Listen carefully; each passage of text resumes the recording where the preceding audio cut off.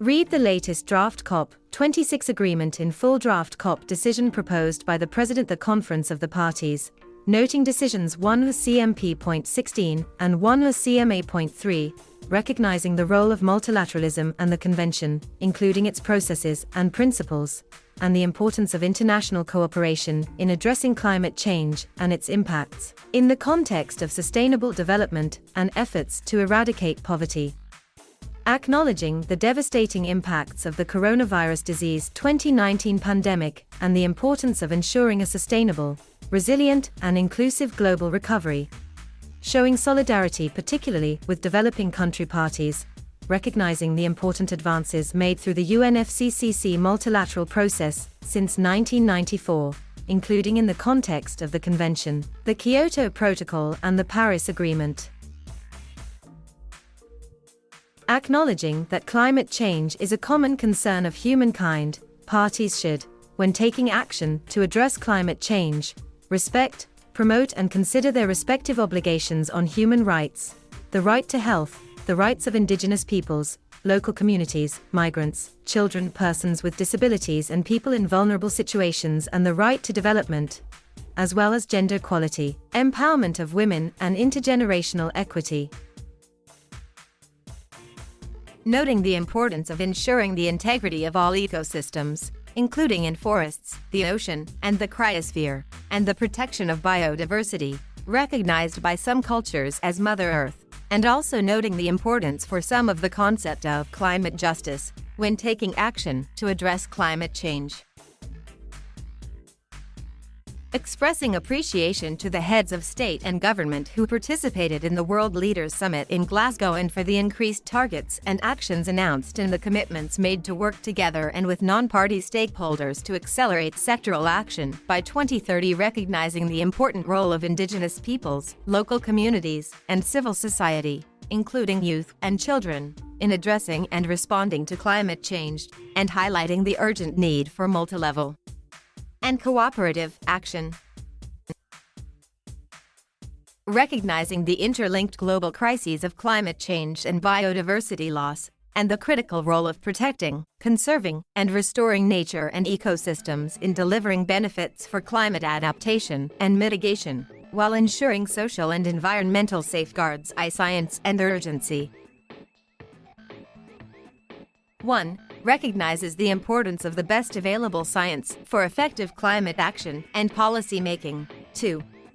Welcomes the contribution of Working Group I to the Intergovernmental Panel on Climate Change 6th Assessment Report 1 and the recent global and regional reports on the state of the climate from the World Meteorological Organization, and invites the Intergovernmental Panel on Climate Change to present its forthcoming reports to the Conference of the Parties at its 27th session.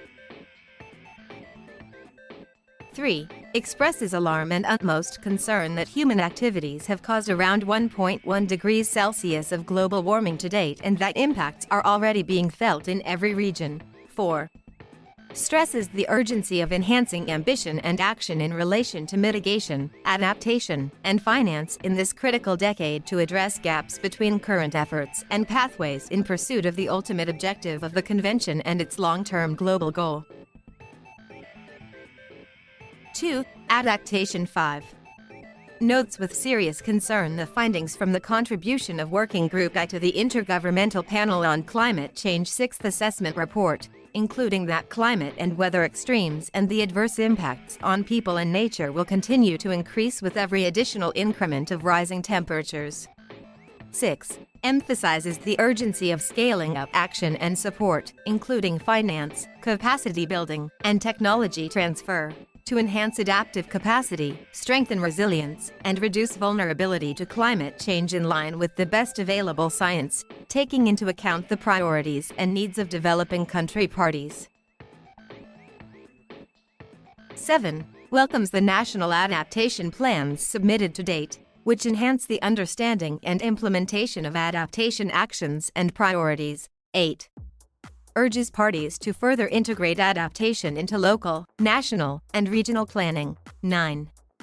invites the Intergovernmental Panel on Climate Change to present to the Conference of the Parties at its 27th session the findings from the contribution of Working Group 2 to its 6th assessment report, including those relevant to assessing adaptation needs, and calls upon the research community to further the understanding of global, regional, and local impacts of climate change, response options, and adaptation needs.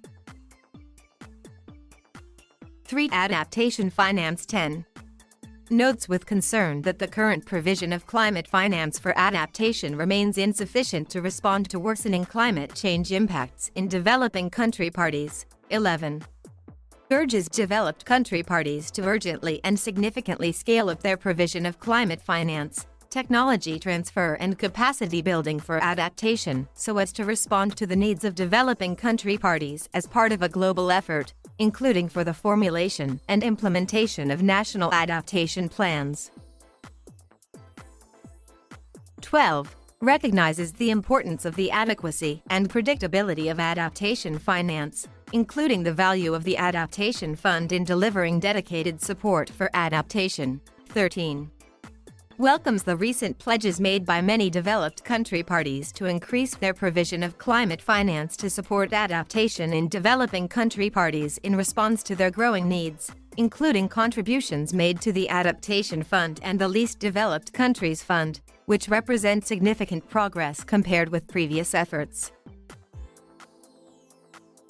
14. Calls upon multilateral development banks, other financial institutions, and the private sector to enhance finance mobilization in order to deliver the scale of resources needed to achieve climate plans, particularly for adaptation, and encourages parties to continue to explore innovative approaches and instruments for mobilizing finance for adaptation from private sources.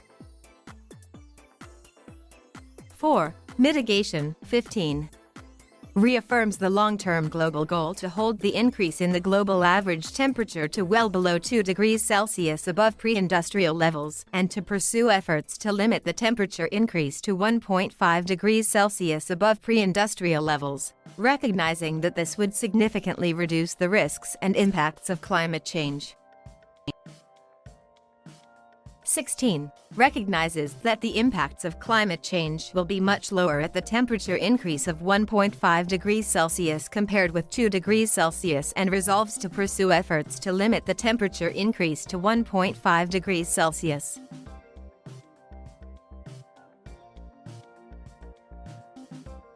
Thank you for watching. Please subscribe